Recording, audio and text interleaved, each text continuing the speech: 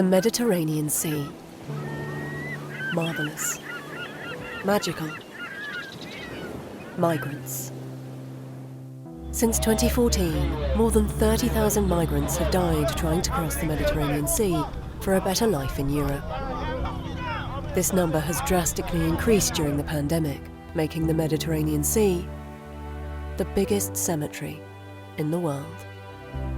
So how do we convince an audience with no access to information, invisible and in hiding, to not attempt the journey? Dedicated to facilitating Africa's future through local educational programs, NGO New Hope Foundation launched Taste of Europe.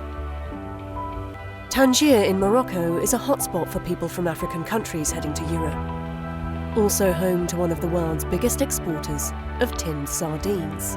So, in the food parcels distributed to migrants at the shelters, they found a sardine tin, which was wrapped in a letter, written by those who have tried to cross, and sometimes failed. A taste of the daunting journey ahead, with packaging designed to illustrate the deadly crossing. The illustrations represented the individuals whose stories were inside the tins. The colours represented the countries they tried to reach. 5 countries. 5 stories. 5 tins with personal items canned in seawater. A reminder to those who are about to make the journey that the ending isn't always a happy one.